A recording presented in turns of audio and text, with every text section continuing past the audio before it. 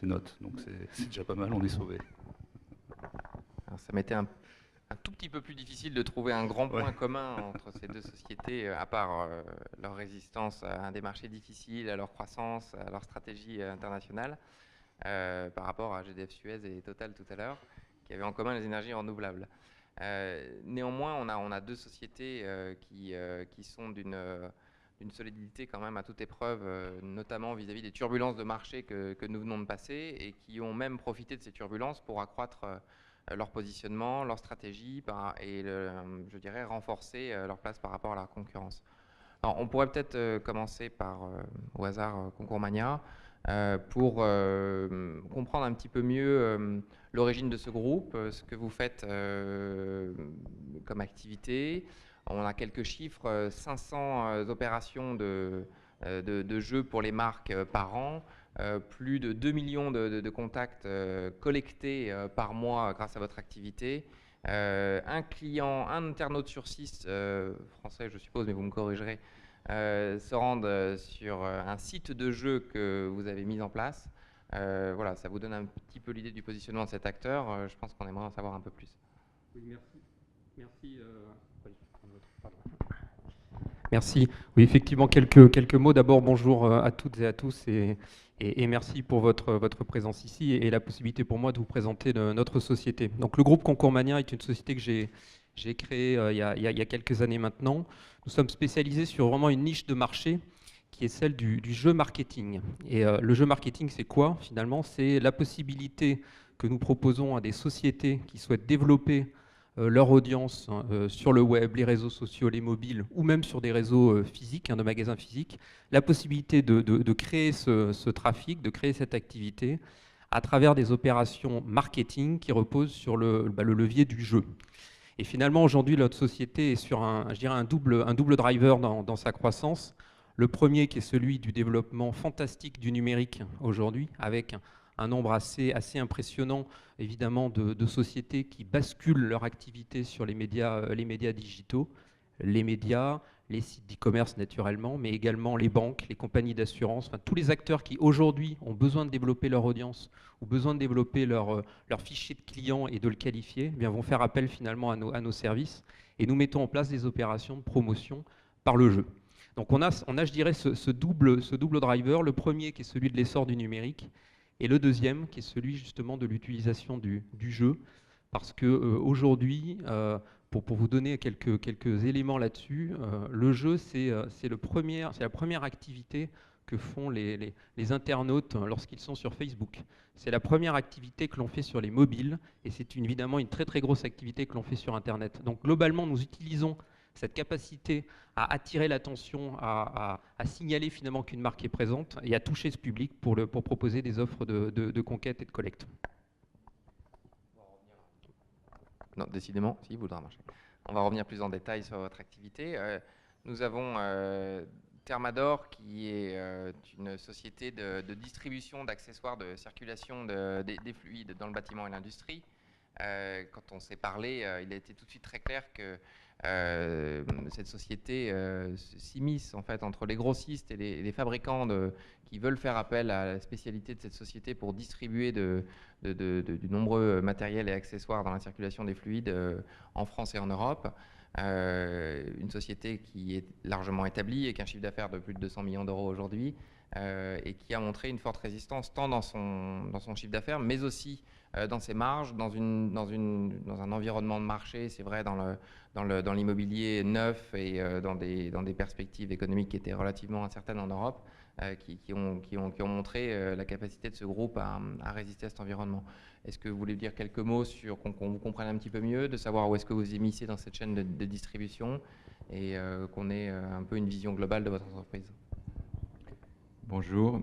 S'immiscer, je ne vais pas utiliser ce mot-là. On se positionne sur un créneau très particulier. Effectivement, nos clients sont des grossistes. En France, ils sont très connus, puisqu'il s'agit par exemple des filiales de distribution du groupe Saint-Gobain. Et nos partenaires industriels sont italiens, chinois, français, européens. Et ces industriels comptent sur nos réseaux de distribution pour alimenter ces grossistes en France. Notre résistance, je pense qu'elle est due à la qualité de nos équipes, à la stabilité de nos équipes. Ça fait partie de nos forces, hein. Même dans des périodes perturbées, on sait conserver nos équipes, les motiver et leur conserver un bon niveau de compétences sur le terrain.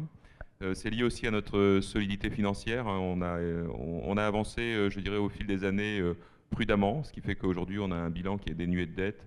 Ça nous laisse la possibilité d'être serein et de poursuivre une stratégie qui est un peu toujours la même, mais qui est payante, hein, qui consiste à établir nos marchés, poursuivre une conquête de parts de marché, établir de nouvelles gammes et aller aussi faire de la prospection sur des pays où on n'est pas été jusqu'à présent.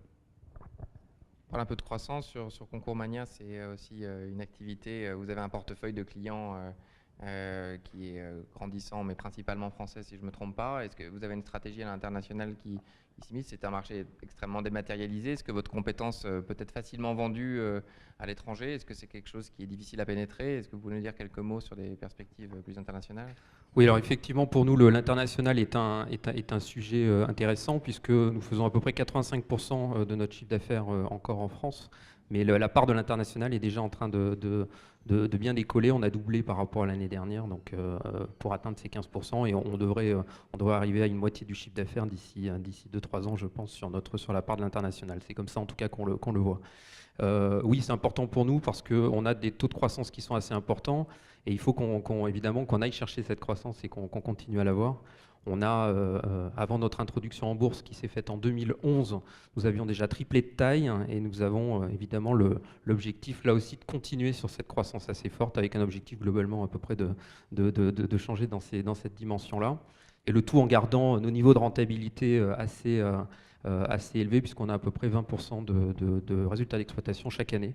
Donc on arrive à associer de la croissance et de la rentabilité. Pour ça, pour nous, l'international, c'est un bon levier. On parlait de choses qui vous sont assez communes, pourtant dans des secteurs qui sont assez différents. C'est l'innovation pour rester performant. On a conscience de l'innovation qui est très liée aux nouvelles technologies, mais également dans le secteur de Thermador, dans lequel votre sélection de produits innovants et d'être toujours à la pointe de la distribution est quelque chose qu'on appréhende mal de l'extérieur. Et je pense que c'est intéressant que vous nous puissiez en dire quelques mots là-dessus. Alors il y a plusieurs processus d'innovation pour un distributeur comme nous. C'est l'écoute du marché. Bien souvent, c'est en écoutant les clients qu'on va découvrir des niches ou des produits ou des services qui vont les intéresser. L'écoute de nos équipes commerciales, on a la particularité d'avoir nos équipes commerciales très présentes dans l'entreprise puisqu'elles sont dans la société toutes les semaines et on fait des réunions régulières, courtes mais régulières pour les écouter. L'écoute de nos dirigeants qui sont devenus au fil des années des experts de leur métier et qui ont parfois des idées intéressantes. Et l'écoute de nos fournisseurs qui sont des industriels qui parfois aussi ont des idées géniales qui méritent d'être développées commercialement. Au travers de tout ça, on arrive à créer et à avoir des idées intéressantes tous les ans et à être générateur d'innovation. Concernant Concours Mania, on a le sentiment externe qu'il y a une combinaison dans l'innovation de beaucoup de marketing et beaucoup de facteurs technologiques qui sont un peu sous-jacents, dont on ne voit pas forcément les évolutions qui sont pourtant très fortes. Est-ce que vous pouvez nous dire quelques mots sur la capacité de ce groupe aussi à innover et de vous positionner dans cet environnement qui est très rapide et très mouvant? Oui, effectivement, la technologie pour nous, elle nous permet d'aller finalement atteindre notre objectif qui est celui de permettre à la marque d'aller collecter exactement les informations dont il a besoin sur ses futurs clients et d'aller les chercher au bon moment.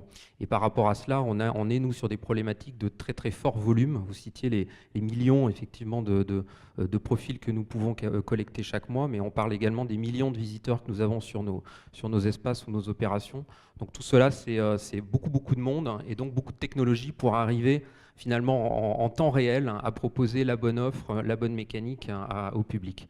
Et cela sur le web, mais également sur les mobiles ou les réseaux sociaux, où à chaque fois on se retrouve dans des univers et dans des environnements technologiques extrêmement rapides en changement, et donc pour lesquels on a intérêt à évoluer très très vite. Ça nous amène à un petit point sur vos concurrents et de savoir comment ce paysage évolue là-dessus. On a des sociétés qui ont en commun d'avoir quand même un paysage concurrentiel très morcelé aujourd'hui pour différentes raisons que vous allez nous expliquer. Peut-être plus historique dans le secteur de Thermador et peut-être plus dans l'émergence de ces secteurs qui sont d'une maturité plus courte du niveau de Concours Mania. Est-ce que vous voulez nous dire quelques mots là-dessus? Nos activités sont partagées sur 9 filiales commerciales. Chacune de ces filiales peut décompter facilement une vingtaine de concurrents. Donc, sur l'ensemble du groupe, ça fait beaucoup, beaucoup de concurrents. Certains sont internationaux, certains sont gros, certains sont petits. Ce qu'on constate cette année, c'est une faiblesse de certains concurrents. C'est vrai que dans des périodes difficiles comme celles que nous traversons, on peut bénéficier de la faiblesse de certains concurrents. C'est vrai que la structure financière que l'on a, ça nous permet, au moment où les clients cherchent des produits qu'ils ne peuvent plus trouver chez nos concurrents, de venir les chercher chez nous. Voilà ce que je dirais principalement là-dessus. De notre côté, également une concurrence très morcelée, en effet, avec des concurrences sur certaines de nos offres ou certains de nos produits, de nos outils. Et un petit peu finalement le même commentaire. On se retrouve avec des acteurs aussi en face de nous qui n'ont pas forcément les moyens de réinvestir justement dans la technologie et qui n'ont pas forcément non plus les moyens d'investir dans de fortes audiences. Et c'est un des leviers en fait très importants que nous avons, c'est que dans notre modèle économique, une des grandes forces de Concours Mania, c'est d'avoir cette expertise techno et marketing, mais en même temps d'avoir de l'audience derrière, en propre. Et nous sommes avec des très fortes audiences chez nous, ce qui nous donne une remontée dans la valeur assez importante. Donc ça, c'est un plus également d'un point de vue concurrentiel. Est-ce que vous diriez qu'il y a une problématique de barrière à l'entrée? Comment vous la qualifieriez dans vos secteurs respectifs? C'est-à-dire, comment est-ce que vous faites pour vous imposer sur un marché et faire en sorte de limiter l'entrée de nouveaux concurrents? Très simplement, on amène du stock à nos clients, du service à nos clients avec le stock. C'est-à-dire qu'on est capable de délivrer nos produits en 2 jours sur la France, en 6 jours sur l'Europe, avec des valeurs de stock très importantes. Alors, à notre échelle, c'est très important, ça fait 66 millions d'euros. On a des bâtiments aussi pour loger ces stocks. Il y a une valeur de bâtiment qui est supérieure à 40 millions. Tout ça financé sur fonds propres. Il est clair que pour un concurrent, il faut trouver l'argent pour venir nous concurrencer. En fait, on est dans une approche de taille critique sur vos spécialités. À partir du moment où vous atteignez une certaine taille de chiffre d'affaires ou de capacité d'approvisionnement, oui, il y a ce paramètre quantitatif, il y a un paramètre qualitatif, puisqu'on a construit depuis des années avec un certain nombre d'industriels des relations qui sont non pas des relations juridiques, mais des relations d'hommes, des relations commerciales, ainsi qu'avec nos clients et nos collaborateurs. Et pour aller chercher nos industriels, entre guillemets, nos clients ou nos collaborateurs, c'est pas si facile.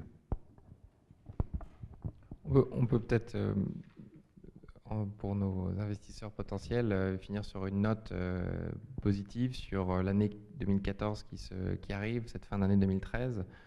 On a pour Thermador potentiellement une bonne année en perspective, avec surtout un effet de comparatif de base sur le S1 2013 qui avait été relativement difficile. On a des ventes de pompes climatiques qui nous semblaient intéressantes, différents points de nouvelles niches que vous sortez, de nouveaux produits.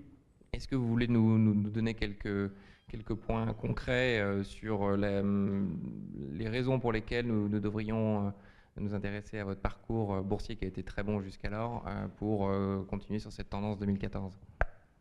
Alors, moi, je ne vais pas parler de 2014, je vais parler de 2014, 2015, 2016. On va être un petit peu plus ambitieux. Je ne sais pas ce qui va se passer exactement en 2014. On est sur des produits qui permettent l'entretien des bâtiments, l'entretien de l'industrie, l'entretien aussi des réseaux d'eau dans les jardins. Donc, dans l'entretien, on a toujours des besoins. C'est ce qui me donne confiance pour l'avenir. On a continué cette année à investir dans les hommes, puisqu'on a augmenté nos équipes, malgré la difficulté qu'on peut rencontrer sur le marché. Et ces hommes et ces femmes qui sont rentrés dans notre groupe, on les forme et je pense qu'ils vont devenir opérationnels l'année prochaine pour développer de l'activité. Et on a rentré également de nouvelles gammes de produits dans certaines de nos filiales. On a aussi également créé une filiale. Tous ces efforts que l'on fait actuellement vont finir par payer, j'en ai la conviction. Au niveau de Concours Mania, toujours dans ce paysage, oui. Un gros portefeuille client, des flux importants.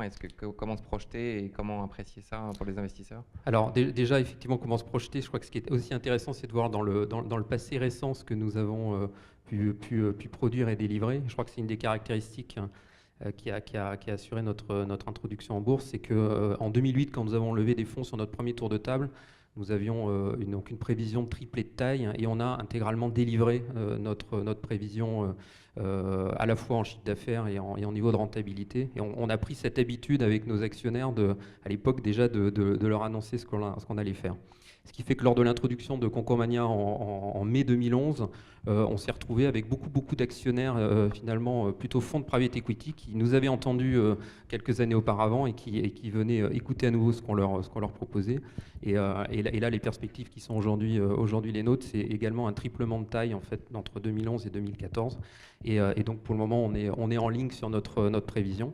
C'est d'ailleurs une des caractéristiques, c'est que finalement l'introduction en bourse en 2011 a fait qu'on a eu plutôt des fonds de private equity et assez peu de fonds de marché, puisqu'en fait tous les fonds de private equity ont voulu prendre du papier de Concours Mania. Et donc une des caractéristiques de notre titre, c'est que vous avez des actionnaires qui sont là et qui nous connaissent bien. Finalement, on a assez peu de fonds de marché, donc c'est aussi un petit peu le message, si je pouvais en passer un ce soir, si vous le permettez, c'est pour des fonds de marché, on vous accueillerait bien au capital. Et notamment par des opérations sur des blocs, puisqu'il y a toujours en fait de la liquidité en fait sur le titre. L'illiquidité apparente du titre Concours Mania, en fait, d'ailleurs vous avez des négociations de blocs, donc le titre est liquide et on serait très heureux d'avoir des fonds de marché pour continuer. Et juste, si on devait revenir justement sur la démarche d'aller en bourse de chaque société, est-ce que vous pouvez nous expliquer les ressorts de cette introduction en bourse, que vous en attendiez, à quelles problématiques elle répondait, parce que je pense que ce n'est pas du tout la même approche pour Concours Mania ou pour Thermador. Alors, Thermador a été fondé en 68. Le fondateur s'est allié avec 4 autres personnes, donc ils étaient 5 au départ. En 87, ils se sont posé la question de la pérennité de l'entreprise, sachant qu'ils s'étaient engagés tous à ne pas mettre leurs enfants dans l'affaire. Et donc, il a fallu trouver un moyen d'assurer la pérennité de l'entreprise et du capital. Lorsqu'on s'est approché d'investisseurs, on s'est rendu compte que certains investisseurs financiers voulaient utiliser notre société pour en tirer le maximum d'avantages à court terme et oublier le métier. Et donc c'est à cette époque que Guy Vincent a pris la décision de faire une introduction en bourse de manière à répartir le capital et laisser aux générations futures une certaine autonomie dans les décisions avec une minorité du capital. Alors c'est ce qui se passe aujourd'hui, puisque les dirigeants d'aujourd'hui ont 11% du capital et on a 6500 actionnaires, 43% d'actionnaires individuels et 36% d'investisseurs institutionnels. Et dans notre cas, pour Concours Mania, nous, un souhait de visibilité. Dans un premier temps, c'était important pour vis-à-vis de nos clients grands comptes, hein, et notamment aussi pour l'étranger, parce que vous avez beaucoup d'entreprises à l'étranger qui sont rassurées par une société cotée sur un marché financier. Et puis après, la fonction première d'un marché de capitaux, c'est-à-dire lever des fonds rapidement. On a levé un petit peu moins de 10 millions d'euros et la possibilité de lever à nouveau si on avait des opérations extrêmement importantes ou structurantes. Donc c'était le souhait d'aller vers un outil qui permette de lever rapidement et de grandir encore plus vite. Okay, merci. Écoutez, je pense que c'était assez clair. Je vous remercie Merci à vous. Présentation. Merci.